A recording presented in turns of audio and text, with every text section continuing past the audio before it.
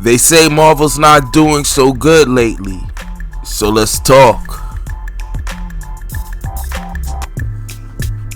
And welcome to the Flicks, Picks, and the Nitpicks. And I am your humble host, Nov718, and let's get right down to it. Now they say Marvel's not doing too good. Phase 4 did not go well. That's what they say. And Phase 5 is not starting off too good with Quantum Mania. Then also, we're going to have to talk about Jonathan Majors down the line. But story-wise, CG-wise, a lot of people have been had a lot of concerns with the quality of Marvel's cinematic universe as of late. I mean, Thor Love and Thunder, which I got to do a full review on, but I seen it, and I mean, you know me, I'm easily entertained, but that was just not the way to go. That was they doing too much. You know what I'm saying? Then you got other films that were seen as lackluster, like Black Widow. I liked Black Widow. You know what I'm saying? Shang-Chi, for the most part, the consensus was pretty good. I mean, the box office for Black Panther 2 was actually good, but people will complain that, you know, critically, it was actually seen to be good as well. The only thing is that people are getting mad that, oh, well, it failed because it didn't go to $1 billion, but it was no way it was going to go to $1 billion without Chadwick. So that was expected. So the fact that it made almost $1 billion is still a success. That being said, what else? You got Spider-Man, that worked out, but you know, Sony, but that's still part of the mouse's house. And at the end of the day, there's just not a lot of good out of the series that people have seen. WandaVision, for the most part, was seen to be good. Hawkeye, no one really talks much about. I haven't seen it. I plan on seeing it. I heard a lot of bad stuff about She-Hulk. Yeah, there's some series. I did see WandaVision. Did I see all? No, I did see all of Loki. And yeah, and I think there might be one other one, Mrs. Marvel. I didn't see Miss Marvel. So that being said, and I heard at the time Miss Marvel was actually a pretty damn good series, from what I understood.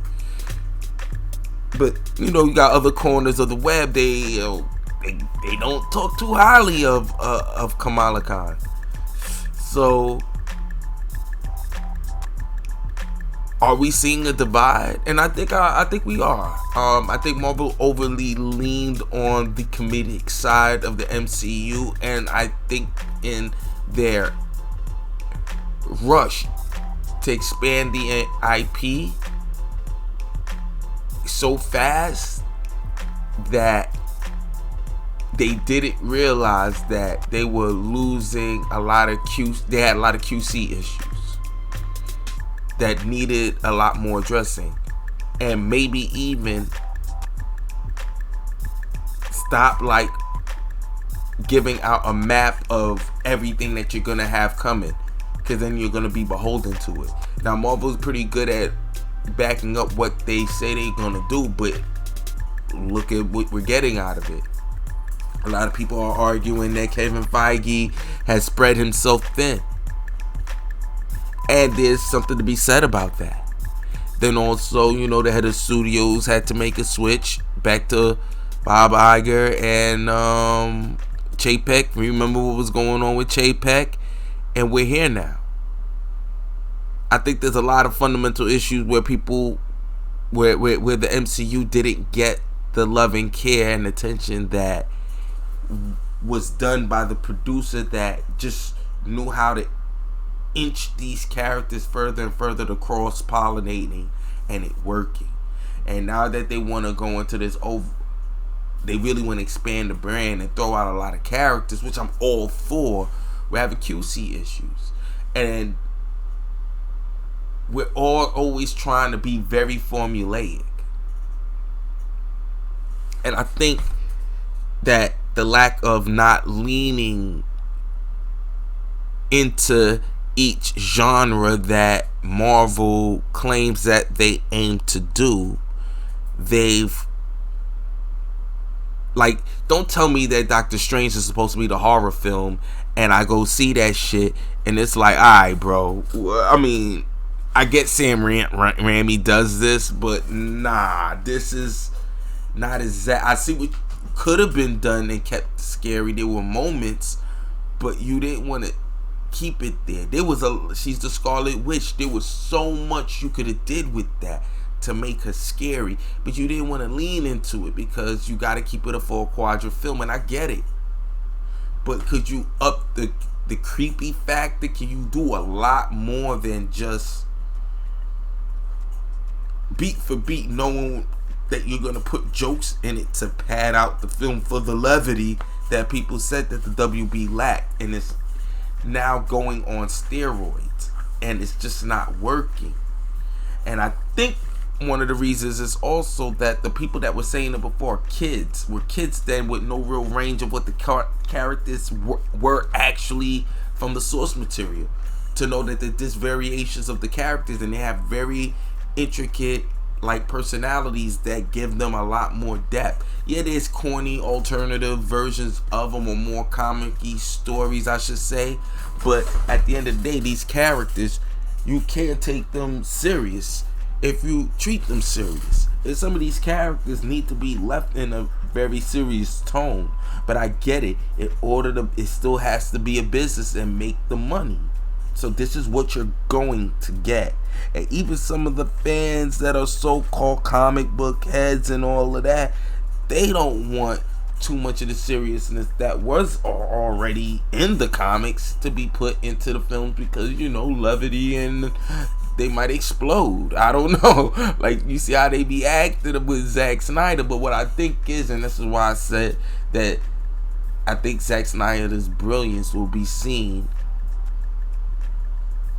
the moment if the WB leans into what Marvel does in terms of the lightness of it, and they'll really embrace darker aspects, the darker tones and stuff like that, and he still follows suit, you're gonna see that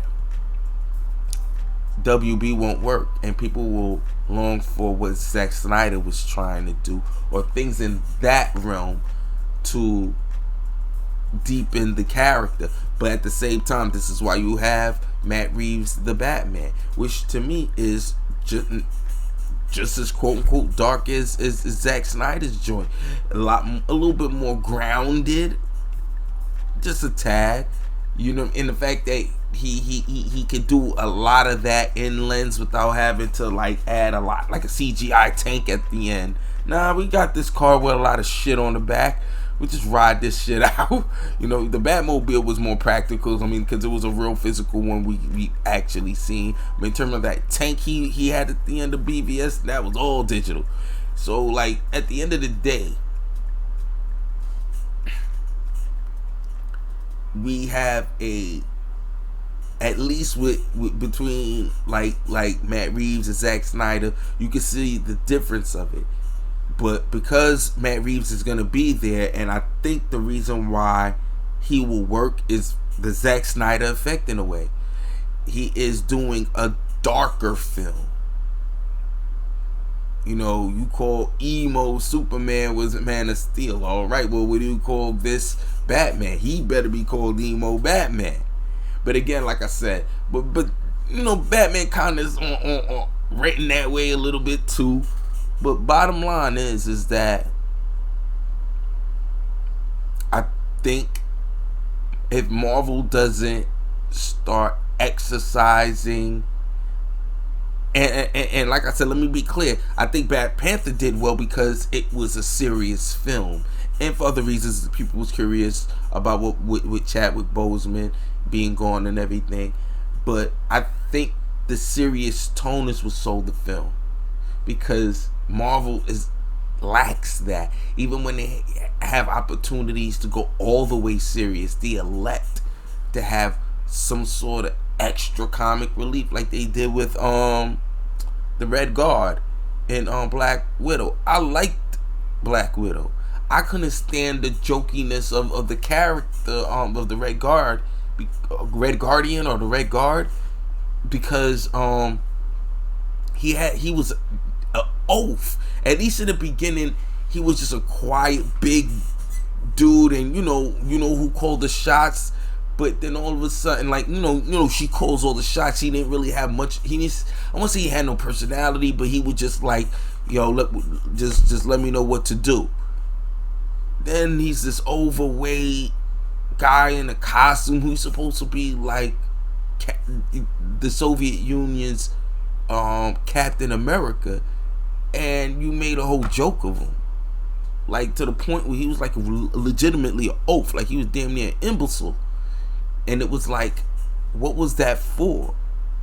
We didn't need that character like that. You could have had him serious, because it would have been great to see him fighting. But again, Marvel likes this type of way of going with it. You had opportunity to make the Jason Bourne films, and they did pretty good with it. I'll give them credit for that. With Black Widow, Black Widow's issues was like the online release simultaneously shit and all the rest of that bullshit. But and also people wasn't really interested in a Black Widow film to the level of what we've seen already with the spectacle films. That's why they should have expected a modest, kept the filming to a minimum, the budget to a minimum, shot everything in camera, and then did it that way, and made your money that way. So even if you, let's say you put a hundred, just under 100,000, 100 million into it. Then after marketing, man, if that make 500, you doubled your money. You more than doubled your money. Excuse me, not doubled your money. Yeah, you more than doubled your money. That's what's up. So bottom line, the way I look at it, Marvel has to figure out what they want to do, and they're gonna have to figure out how to course correct it. I think they're gonna have to go back to origin stories so you can fall in love with these characters a little bit easier. I understand they wanted to launch that with the series, and again, people expect Marvel to like that. Marvel's going against its own greatness. So they're gonna make the bread, but for how much these films cost to make, it's not cutting the mustard for shit. So again, does Marvel have a problem now?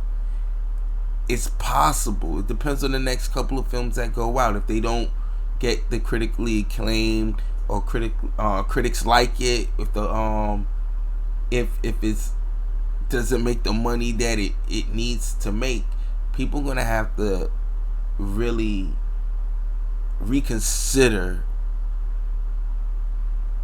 But actually, Kevin Feige's gonna have to reconsider moving forward what will be the next step in recourse to get in front of it, and I think he'll go back to the basics. Of course, it'll be hard to drop off a lot of these films, but I think he'll still move forward, but it just depends on the next couple of films. I'll say the next two. If the next two don't go good, if they have a hit one out the park and the next one is a dud, or the next one's a dud and the next one's out the park, then again, they'll tread lightly, but they'll lean in on the first one that was out the park. If the second one is considered trash, it depends on the placement. Depends on the placement. If they got a good one come out, they'll sigh relief. If the next one's trash, they'll be scared again about how to move forward. They're gonna be like, we're gonna have to still do an overhaul.